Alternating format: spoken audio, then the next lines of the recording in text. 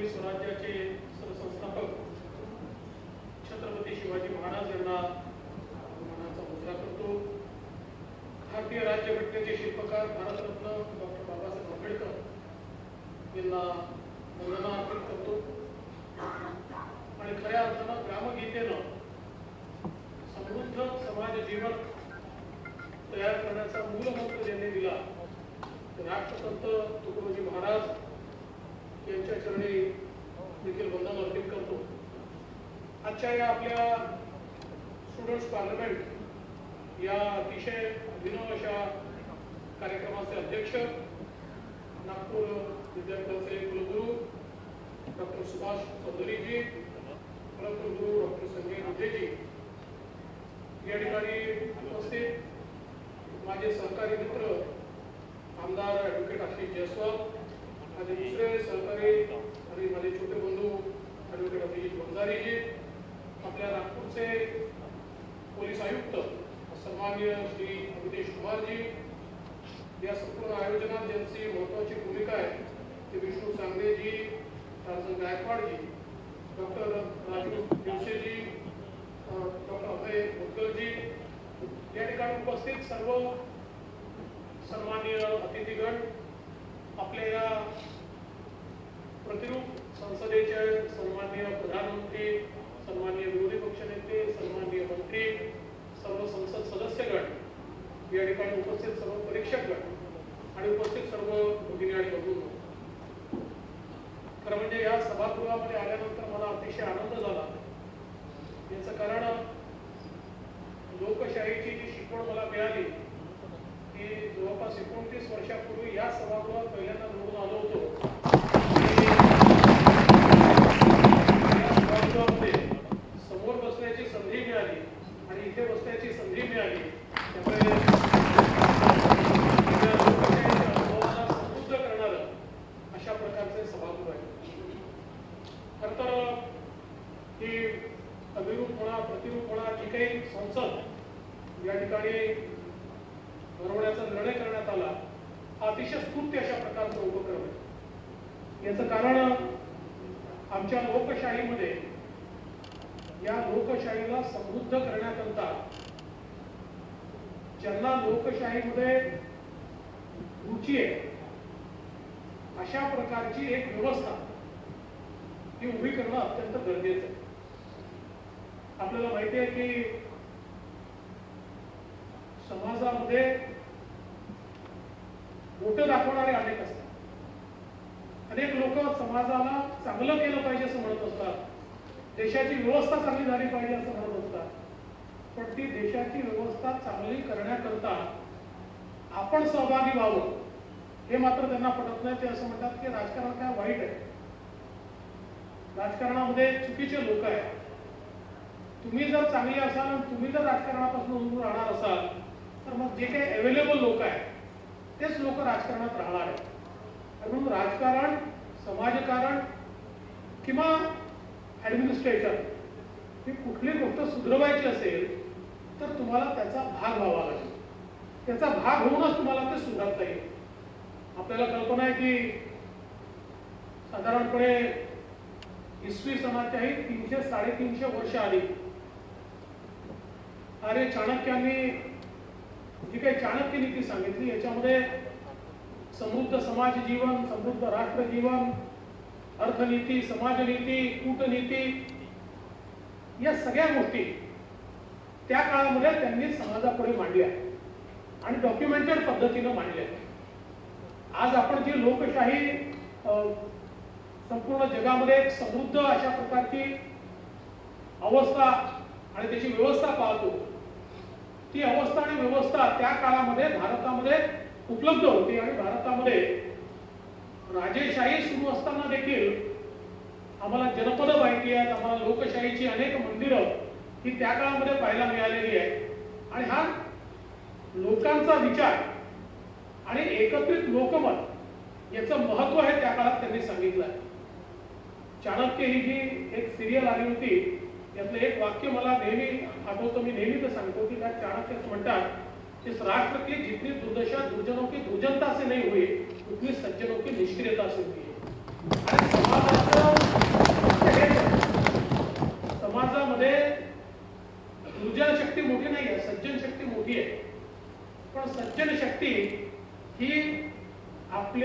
आत्मकेंद्रित प्रवृत्तीमध्ये मग्न आहे. ती सज्जन शक्ती हे तर सांगते की चुकत आहे, पण ती चूक सुधारण्याकरता पुढे यायला तयार नाही आहे. ती सज्जन शक्ती पार्टिसिपेट करण्याकरता, सहभागी होण्याकरता तयार नाही आहे. आणि लोकशाहीमध्ये ही सज्जन शक्ती अधिक प्रमाणात जर सहभागी झाली तर मला असं वाटतं की चित्र बदलायला फार काळ लागत नाही. आणि म्हणून अनेक वेळा आपण बघतो, लोक असं म्हणतात की राजकारणी वेगवेगळी प्रलोभनं देऊन निवडून येतात, वेगवेगळ्या पद्धतीने निवडून येतात. त्यातला बराचसा भाग सत्य जरी असला तरी याची दुसरी बाजू देखील आहे. म्हणजे मी अनेक वेळा आता मागच्या काळात मुंबई महानगरपालिकेच्या निवडणुकीच्या वेळी काही लोकांची चर्चा करत होतो, पुणे महानगरपालिकेची चर्चा करत होतो. 3-4 ठिकाणी माझ्या असं लक्षात आलं की त्या ठिकाणी मोठ्या मोठ्या हाऊसिंग सोसायटी, तर नगरसेवक पदाकरता जो व्यक्ती तिथे निवडणूक लढतोय त्याला बोलवून सांगण्यात आलं की तुमच्यापैकी जो आमच्या हाऊसिंग सोसायटीचं पेंटिंग करून त्याला आम्ही मतं देऊ. काहीने सांगितलं जो आमच्या केबलचं अॅन्युअल भाडं भरून देऊ त्याला आम्ही मतं देऊ. कोणी सांगितलं आमच्या सगळ्यांचा मेंटेनन्स चार्ज जो देईल त्याला आम्ही मतं देऊ. अशा प्रकारच्या भ्रष्ट मानसिकतेनं जर मतदान केलं आणि अपेक्षा केली की अतिशय स्वच्छ, प्रामाणिक, उत्तम काम करणारे लोक निवडून येतील तर हे शक्य नाही. तुम्ही जर पाण्यामध्ये गटारगंगा टाकाल तर पाण्याची गटारगंगा असते, पण पाण्यामध्ये शुद्ध जल टाकाल तर जल देखील शुद्ध होईल. आणि म्हणून ही सगळी मानसिकता जी आहे ही देखील बदलण्याची मोठ्या प्रमाणात आवश्यकता आहे. राजकारण, समाजकारण या सगळ्यामध्ये जर आपल्याला मूल्याची स्थापना करायची असेल, शुचिता आणायची असेल तर त्याची सुरुवात आपल्यापासून करावी. आणि आपण केवळ बोलून ती येत नाही, तर आपल्या कार्यातनं, आपल्या कर्तृत्वातनं, आपल्या ऍक्शनमधनं आपण काय करतो हे देखील अत्यंत महत्वाचं असतं. आणि ते जर आपण करू शकलो तर मला विश्वास आहे, कारण लोकशाहीची जी व्यवस्था आपल्या संविधानाने दिली आहे, केवळ ती भारतामध्ये म्हणून मी म्हणत नाही, पण मी जगातल्या अनेक संविधानांचा अभ्यास केला, जगातल्या अनेक व्यवस्थांचा अभ्यास केला. पण मला असं वाटतं की डॉक्टर बाबासाहेब आंबेडकरांनी संविधानाच्या माध्यमातून जी लोकशाही आपल्याला दिली आहे, पार्लमेंटरी फॉर्म ऑफ डेमोक्रेसी, ही जगातली सर्वोत्तम डेमोक्रेसी आहे, सर्वोत्तम लोकशाही आहे. यापेक्षा चांगलं मॉडेल आज तरी जगाच्या पाठीवर उपलब्ध नाही. आणि म्हणून या व्यवस्थेकडे आपल्याला सकारात्मक दृष्टीनं बघावं लागेल. आज तुम्ही बघा, इतक्या मोठ्या प्रमाणात चेक अँड बॅलन्सेस ची व्यवस्था या लोकशाहीमध्ये उभी केली आहे. आमची जी संसद आहे, ही संसद ही एक प्रकारे आमच्या एक्झिक्युटिव्हवर अंकुश ठेवण्याकरता तयार केलेली व्यवस्था आहे. आमच्यापैकी अनेकांना वाटतं की एक्झिक्युटिव्ह म्हणजे आमचे IAS अधिकारी नाही. आपल्या संविधानानं मंत्री आणि मंत्रिमंडळाला एक्झिक्युटिव्हचा दर्जा दिला आहे. आणि तो जो मंत्रिमंडळ आहे, तो जो एक्झिक्युटिव्ह आहे, he is accountable to parliament. तो लोकशाहीला अकाउंटेबल आहे, आपल्या संसदेला अकाउंटेबल आहे.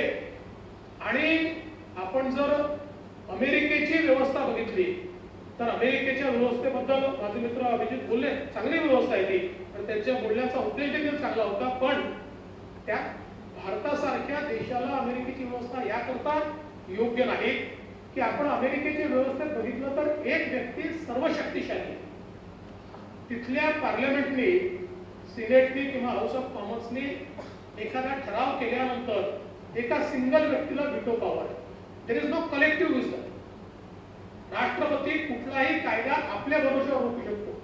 राष्ट्रपती संपूर्ण संसदेनं कलेक्टिव्ह विजडमने पास केलेलं बिल किंवा संपूर्ण संसदेने कलेक्टिव्ह विजडमने पास केलेली ग्रांट किंवा संपूर्ण संसदेने कलेक्टिव्ह विजडमने सेन्शर केलेली ग्रांट हे केलं नाही पाहिजे असा घेतलेला कुठलाही निर्णय रोखण्याचे अधिकार एका व्यक्तीला त्या ठिकाणी मिळालेले आहेत. आणि मग अशा प्रकारे एका व्यक्तीकडे ज्यावेळेस अधिकार जातात आणि हे कलेक्टिव्ह विजडम जे आहे हे ज्यावेळेस कमी होतं त्यावेळेस ती लोकशाही, एक चुकीचा व्यक्ती जर गेला तर ती ऑटोक्रेसीकडे जाते, ती चुकीच्या पद्धतीकडे जाऊ शकते.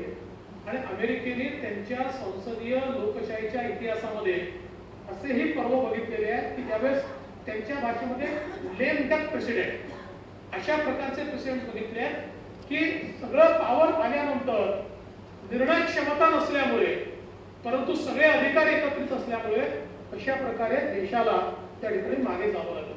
आणि म्हणून आपल्या लोकशाहीमध्ये अधिकार आहे, पण सगळ्या अधिकारावर एक अंकुश आहे.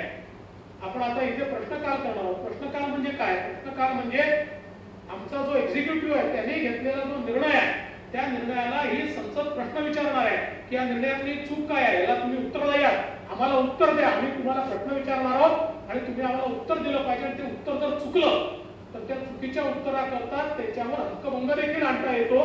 म्हणजे संसदेमध्ये खरं उत्तर द्यावं लागतं. एक प्रकारे अंकुश या संपूर्ण राज्यव्यवस्थेवर या संसदेचा अंकुश आपण या व्यवस्थेच्या माध्यमातून ठेवत असतो. आज आपण बघतो की देशाचं बजेट होतं. देशाच्या बजेटमध्ये एकही नवा पैसा जो आपल्या देशाच्या व्यवस्थेला खर्च करायचा असतो त्या प्रत्येक नव्या पैशाचं सँक्शन हे संसदेच्या माध्यमातून घ्यावं लागतं. सरकारला वाटलं तसा पैसा खर्च करता येत नाही. त्यातली प्रत्येक बाब जी आहे ग्रँटच्या रूपानं, डिमांडच्या रूपानं त्या मंत्र्याला मांडावी लागते की मला 10 रुपये या गोष्टीकरता खर्च करायचे, ते संसदेसमोर मांडावं लागतं. त्याच्यावर चर्चा होते आणि संसद सदस्यांना अधिकार असतो की हे सांगायचा की आम्ही कपात सूचना आणतोय आणि तुमचे 10 रुपये का कमी केले जाऊ नये या संदर्भात तुम्ही उत्तर द्या. आणि त्याची सॅटिस्फॅक्टरी उत्तरं त्यांना द्यावी लागतात. त्यानंतरच बजेटची ग्रँट मंजूर होते, त्याला कायद्यामध्ये रूपांतरित करावं लागतं. त्यानंतर एक नया पैसा खर्च करता येतो.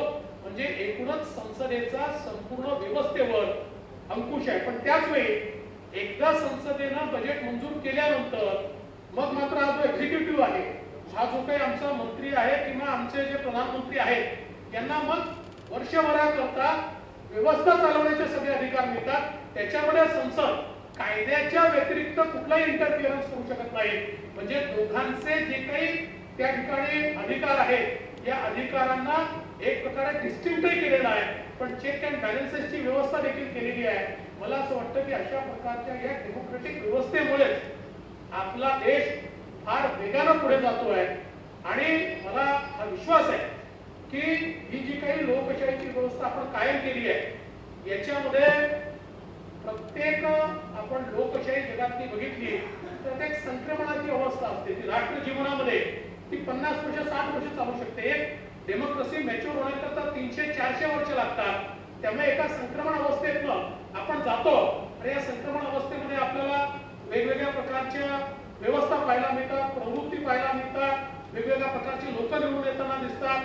आपल्याला मोठा विरोधाभास दिसतो की अनेक वेळा चांगली मंडळी निवडणुकीत हारतात, कधी वाईट मंडळी ही निवडणुकीत निवडून येतात, अनेक वेळा अगदी नामचीन गुंड देखील निवडून येतात. पण त्यासोबत आपण जर एकूण रचना बघितली तर या रचनेमध्ये अतिशय चांगले लोक देखील त्या ठिकाणी निवडून आलेले असतात.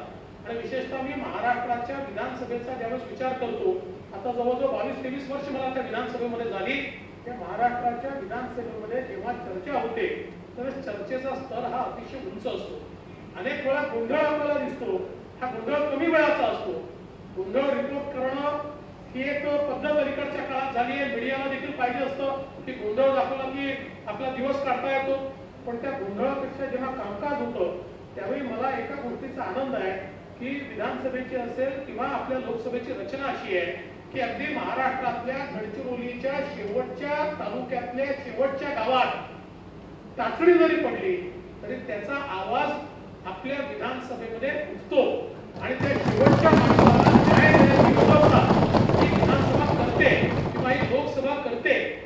ही जी काही आपली ताकद आहे, हे सगळे जे आमचे लोकप्रतिनिधी आहेत हे लोकप्रतिनिधी कुठेतरी आमच्या शेवटच्या माणसाचा आवाज त्या ठिकाणी मांडतात. आणि मग हे वेगवेगळे जे संसदीय आयुध आहेत या आयुधांमुळे त्याची उत्तरं त्या त्या काळच्या सरकारला द्याव्या लागतात. आणि म्हणून हे जे कलेक्टिव्ह विजडम आम्ही तयार केलं आहे, हे जे आमचे लोकप्रतिनिधी, आमची जी संसद आहे किंवा विधानसभा आहे, हा एकत्रित आवाज आहे, हा आमच्या जनतेची एकत्रित अभिव्यक्ती आहे. आणि प्रत्येक व्यक्तीची अभिव्यक्ती त्या ठिकाणी आपल्याला प्रस्तुत करण्याचं एक माध्यम हे आपल्याला या लोकशाहीने उपलब्ध करून दिलं आहे. आणि म्हणून मला असं वाटतं की अतिशय उत्तम व्यवस्था आहे. आज अनेक वेळा असंही आपण संसदेमध्ये किंवा विधानसभेमध्ये पाहतो, कारण आमचं मेजर काम काय आहे बघा, प्रश्नोत्तराचा तास, लक्षवेधीचा तास वगैरे हे तर काम आहे, पण मेजर काम आहे फायनान्शियल बिझनेस आणि लेजिस्लेशन. हे दोन महत्वाचे काम. फायनान्शियल बिझनेस मध्ये 3 वेळा बजेट आपल्यासमोर येते, एक मेन बजेट येतं, 2दा सप्लिमेंटरी बजेट येतं. याच्यावर योग्य चर्चा होऊन आपले रिसोर्सेस जे आहेत हे योग्य प्रकारे शेवटच्या व्यक्तीकरता डिप्लॉय झाले पाहिजे. याच्यावर आपला अंकुश असणं आणि त्यासोबत कायदे मंडळ आहे त्यामुळे कायद्यांवर भरपूर चर्चा होणं हे खरं आहे की अनेक वेळा गुन्ह्यात कायदे पूर्ण होतात, काही काही वेळेला कायदे जे आहेत त्याच्यावर फारशी चर्चा होत नाही. पण तरी देखील म्हणजे अनेक मी संसद सदस्य बघितले, अनेक विधानसभेतले सदस्य बघितले, ज्याच्यात मी देखील अनेक वर्ष काम करत असताना कुठलंही बिल त्या ठिकाणी आलं तर त्या बिलावर विचार व्यक्त केलेच पाहिजे, त्याचा उहापोह झालाच पाहिजे, अशा प्रकारचा सातत्याने आमची भूमिका असायची. आज ॲडव्होकेट आशिष जयस्वाल आपल्यासोबत आहेत, आम्ही दोघांनी एकत्रच काम सुरू केलं. पण विशेषतः जो ग्रामीण भाग आहे यातल्या नियमांच्या संदर्भात, त्यातल्या परिपत्रकांच्या संदर्भात, त्यातल्या कायद्यांच्या संदर्भात अतिशय काटेकोर अभ्यास करून त्याची माहिती मांडून अनेक वेळा सरकारच्या त्रुटी दाखवून ते बदलायला लावण्याचं काम देखील आशिष जयस्वालांसारखे आमचे अनेक आमदार ते त्या ठिकाणी करतात. आणि म्हणून मला असं वाटतं की ही जी सगळी व्यवस्था आहे या व्यवस्थेकडे नकारात्मकतेनं पाहण्याची आवश्यकता नाही आहे. आता आमचे ॲडव्होकेट अभिजित मंजारी हे देखील विधान परिषदेत आले आहेत, त्यांनाही दीर्घ अनुभव आहे. मला विश्वास आहे की नक्कीच त्या ठिकाणी ते चांगल्या प्रकारचं त्यांचं देखील काम करू शकतील. माझी त्यांना एवढीच विनंती आहे की आज त्यांनी मला आणि आशिष जयस्वालला रिटायर करण्याचा जो फॉर्म्युला या ठिकाणी मांडलेला आहे तो फॉर्म्युला झाले, त्यांच्या 4 टर्म झाल्या आणि 2 टर्म झाल्यानंतर तुम्हालाच हे लक्षात येईल की तुमची किती आवश्यकता आहे. हा त्यावेळेस तुम्ही अमेंड करा, कृत्रिम काम करता. पण तुमच्या मांडण्याचा उद्देश हा चांगला होता. मला असं वाटतं की लोकशाहीमध्ये शेवटी कोणाचं किती काही असलं तरी योग्य वेळी लोक तुम्हाला रिटायर देखील करतात, योग्य वेळी तुम्हाला निवडून देखील देतात. त्यामुळे भारतातली जनता जी आहे ना ही जनता ही इतकी हुशार आहे. त्यामुळेच आपण बघा जगाच्या पाठीवर जे काही ओपिनियन पोल्स आहेत हे अगदी प्रिसाईज असतात जगाच्या पाठीवर. भारत हा एकमेव देश असा आहे की ज्याच्यामध्ये ओपिनियन पोल चुकतातच. कारण भारतीयांची जी काही राजकीय आकलनाची एक शक्ती आहे आणि योग्य वेळी न बोलणारा माणूस, अगदी तुम्ही बघा की जो न शिकलेला माणूस आहे हाही मतदान करताना अनेक वेळा इतकं इंटेलिजंटली मतदान करतो आणि इतकं योग्य मतदान करतो की त्यातनं आपल्याला लोकशाहीचं बदललेलं स्वरूप हे पाहायला मिळतं. म्हणून मला विश्वास आहे की एका नव्या पद्धतीने आपण चाललो, आधुनिकतेकडे चाललो, एक नवीन भारत आपण या ठिकाणी तयार करतो. विशेषतः पंतप्रधान मोदीजींनी लोकशाहीला त्याची व्याख्या करताना त्यांनी सांगितलं की भारतीयांच्या रक्तात लोकशाही आहे. लोकशाही आमच्याकरता एक उत्सव आहे. लोकशाही ही आम्हाला शिकवण्याची आवश्यकता नाही आहे, आमची मानसिकताच लोकशाहीची मानसिकता आहे. आणि आज आपण बघतोय की भारत देश हा कोरोना नंतर देखील अतिशय वेगानं प्रगती करतोय. आजच पुन्हा एकदा नवीन जे काही आकलन आलंय त्याच्यामध्ये कोरोना नंतरच्या काळामध्ये सर्वाधिक वेगानं विकसित होणारा देश भारत देश असेल असं आता आंतरराष्ट्रीय समुदाय त्या ठिकाणी सांगतोय. आणि याचं कारण आहे की आमच्या लोकशाहीची ताकद आहे. आणि त्याच वेळी ज्यावेळेस या लोकशाहीला एक दृढ अशा प्रकारचं नेतृत्व मिळतं त्यावेळेस ती लोकशाही आपल्या देशाला प्रगतीच्या वेगवेगळ्या सोपानांकडे घेऊन जाते. आपल्या सगळ्यांकडनं देखील माझी अपेक्षा हीच आहे. शेवटी आपल्यापैकी प्रत्येक जण हा राजकारणात येणार नाही, पण इन्फॉर्म सिटीजन हा अत्यंत महत्वाचा आहे. राजकीय व्यवस्था, समाज जीवन आणि राष्ट्र जीवन या दोन्ही तिन्ही गोष्टी जर आपल्याला माहिती असल्या तर आपण जीवनाच्या ज्या क्षेत्रामध्ये असू त्या क्षेत्रामध्ये आपण कॉन्ट्रीब्यूट करू शकतो. त्या क्षेत्रामध्ये आपण आपल्या देशाच्या समृद्धतेकरता, आपल्या समाजाच्या समृद्धतेकरता आपण विश्वासानं चांगल्या प्रकारे काम करू शकतो. आणि त्यापेक्षा वेगळी राष्ट्रभक्ती दुसरी नसते. आणि म्हणून मला असं वाटतं की आज या उपक्रमाच्या माध्यमातून आपल्या राष्ट्रसंत तुकडोजी महाराज नागपूर विद्यापीठानं अतिशय चांगला पायंडा सुरू केला आहे. आणि हा लोकशाहीचा उत्सव हा आपण जेवढा जास्तीत जास्त लोकांपर्यंत घेऊन जाऊ, जास्तीत जास्त विचार, आणि सगळ्यात महत्वाचं लोकशाहीत काय एक्नॉलेजिंग डायव्हर्सिटी. तुमचे आणि माझे विचार मिळत नसतील तर आपण विचाराची लढाई लढू, पण तुमचे विचार चुकीचे आहेत म्हणून ते विचारच नको, तुमचे विचारच नष्ट केले पाहिजे हे अत्यंत चुकीचं आहे. लोकशाहीमध्ये सगळ्यांना सारखं करायचं नाहीये, सगळ्यांना सारखा प्लॅटफॉर्म द्यायचा आहे. आम्ही इक्वॅलिटी ज्यावेळेस म्हणतो त्यावेळेस सगळ्यांनी जाती धर्म सोडून एकाच विचारानं, एकाच जातीनं, एकाच धर्मानं, एकाच भाषेनं चाललं पाहिजे हा विषय नाही आहे. तर सगळ्यांना अपॉर्च्युनिटी इक्वल असली पाहिजे. तुमच्या व्यवस्था काही असतील, तुमचे विचार काही असतील, पण डिस्क्रिमिनेशन नको. प्रत्येकाला एक सेम प्लॅटफॉर्म आहे. मग त्या प्लॅटफॉर्मवर बसून तुम्ही तुमचे विचार मांडा. तुमचे विचार आवडले तर तुम्हाला मतं मिळतील, आमचे आवडले तर आम्हाला मिळतील. पण जाती धर्माच्या आधारावर कुठेही भेदभाव नको.